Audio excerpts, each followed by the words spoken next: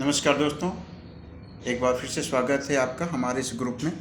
दोस्तों, कल मैंने एक मैटर डाला हुआ था second hand smoker. Second hand smoker क्या चीज़ होता है, तो चलिए हम जानते हैं कि सेकेंड हैंड स्मोकर वास्तव में होता क्या है और इसका हमारे जीवन पे, हमारे आसपास के लोगों पे क्या प्रभाव पड़ता है और इससे होने वाली क्या क्या बीमारियां हैं।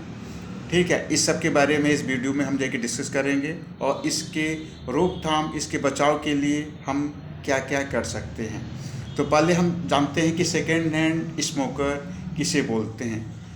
तो जब कोई आदमी, जब कोई भी व्यक्ति हमारे आसपास धूम्रपान, बीड़ी, सिगरेट, पाइप, सिगार, ठीक है, जो भी धुएं वाले इस तंबाकू का सेवन करता है, उसके द्वारा छोड़े गए धुएं को जब हम अपने अंदर लेते हैं, अपनी सांस के द्वारा उसको हम अपने अंदर ग्रहण करते हैं, तो उसको हम सेकेंड हैंड स्मोकर बोलते हैं। दोस्तों, सेकेंड हैंड स्मोकर एक निष्क्रिय और अनैच्छिक स्मोकिंग भी इसको बोलते हैं। ठीक है, हम अपनी इच्छा से नहीं भी नहीं ना भी चाहें तो भी हमें लेना पड़ता। कभी कभार ऐसा भी होता है कि हम जहाँ पे खड़े हैं, हमारे कई मिलने वाले हैं, कई यार दोस्त भी होते हैं, तो भी स्मोकिंग करते हैं।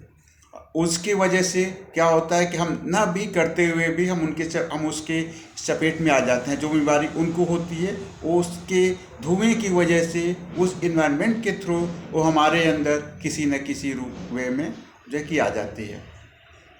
और अब मेन टॉपिक, कई लोग ये सोचते हैं कि जैसे मैंने अभी स्मोकिंग किया, काम ख़त्म हो गया, 1 मिनट 2 मिनट में सिगरेट ख़त्म हो गया, हम अब चले गए। लेकिन ऐसा नहीं होता। इसका जो इन्वायरमेंट, जो धुआं होता है, वो कम से कम 3 से 4 घंटे तक हमारे वातावरण में, हमारे इन्वायरमेंट में वो फैलता रहता है। उस बीच कोई भी आदमी अगर जो वहाँ से निकलता है, चाहे कोई भी हो, इवन बच्चा हो, बूढ़ा हो, यंग हो, किसी भी कैटेगरी में आता हो, वो उसके चपेट में आने के खतरे लगभग 99.1% होता है। ठीक है, तो इसको किसी भी तरह से हम कि इग्नोर नहीं कर सकते हैं। ये बहुत ही डेंजरस होता है सेकेंड हैंड स्मोकर्स। अब इसके बारे में अब हम कि जानते हैं कि इसमें बीमारियां हमारे कौन कौन सी हो सकती हैं। तो मेन कार्डियोवैस्कुलर डिजीजेस इसमें खास करके होता है, जैसे हार्ट, वेनस या artery disorder like high blood pressure, lung cancer, breast cancer, heart attack या स्ट्रोक जिसको हम बोलते हैं। ठीक है, ये सारी चीज़ें, कुछ चीज़ें इसमें कि होती हैं।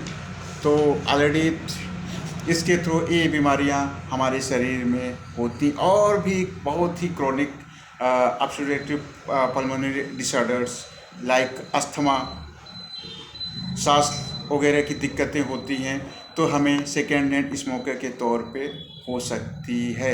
होने का चांसेस 100% होता है। शायद आप लोगों को पता होगा कि 7,000 से अधिक केमिकल सेकेंड हैंड स्मोकर्स में पाए जाते हैं। अब सोचिए कि कितना डेंजरस होता है। More than 7,000 chemicals are found in second-hand tobacco users. हम भी एक तरह से हैं, यूज़ करते हैं सेकेंड हैंड। हाँ, तो हम उनके पास हैं, उनके माहौल में रहते हैं, तो सेकेंड हैंड यूज़र्स हम भी कहलाते हैं। स्मोकिंग हम भी करते हैं उस हिसाब से।